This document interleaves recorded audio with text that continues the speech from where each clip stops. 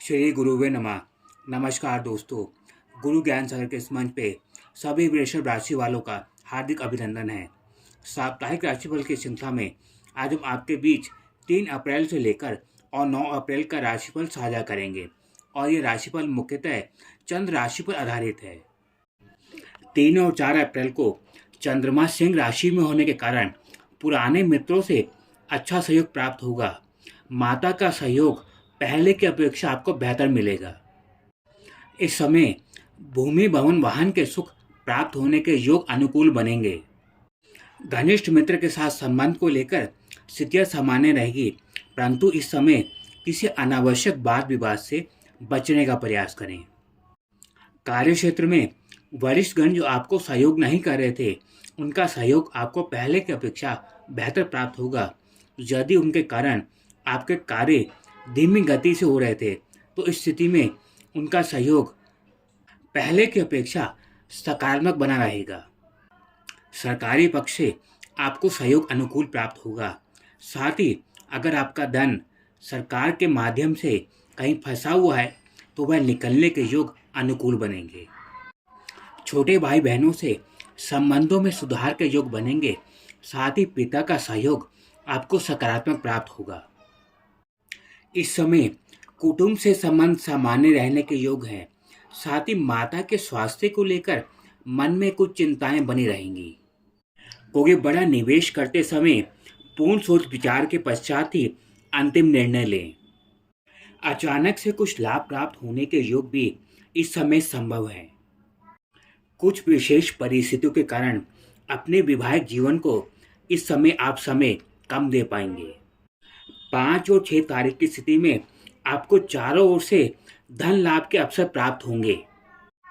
कार्य क्षेत्र में पदोन्नति के अवसर प्राप्त होंगे। साथ ही share market, foreign exchange, foreign trading के माध्यम से भी लाभ के योग अनुकूल बनेंगे। संतान प्राप्ति के प्रयास के लिए यह समय अनुकूल रहेगा। अगर गर्भ धारण करने में कुछ रुकावटें बनी हुई थी, इस समय सहयोग करेगा। उच्च शिक्षा की प्राप्ति में आने वाली बाधाएं इस समय में दूर होंगी।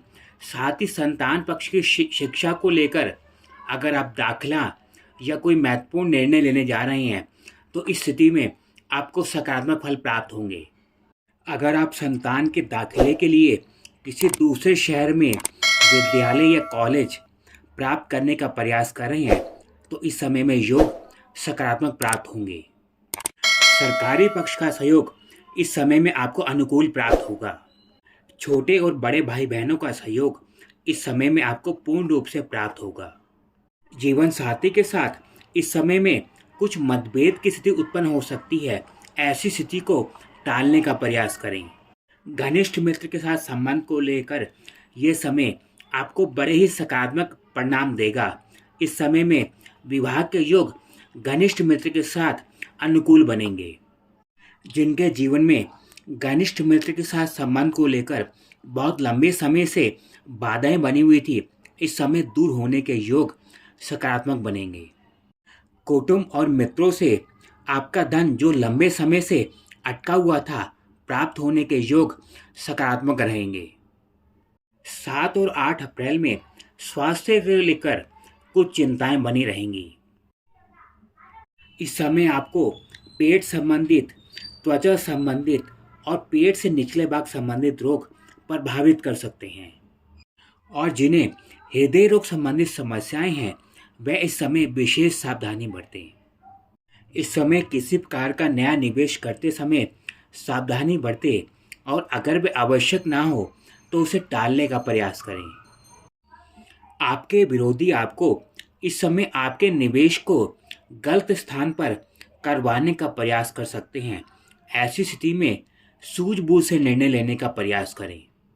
इस समय के मध्य आपको धार्मिक या पारिवारिक यात्रा का विचार कर रहे हैं, तो ऐसी स्थिति में आपका धन खर्च अधिक होने के योग बन सकते हैं। इन परिस्थितियों में उसे कुछ समय के लिए टालने का प्रयास आप कर सकते हैं।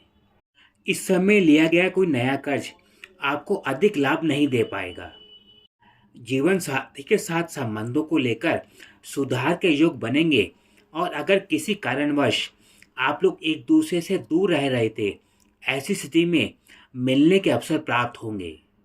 सप्ताह के अंतिम दिन अर्थात 9 तारीख को चंद्रमा की स्थिति सप्तम भाव में होकर नीच राशि में रहेगी, जिसके कारण आपको अपने जीवन में विवाह के अवसर प्राप्त हो सकते हैं, परंतु इस समय में जल्दबाजी में कोई निर्णय ना लें।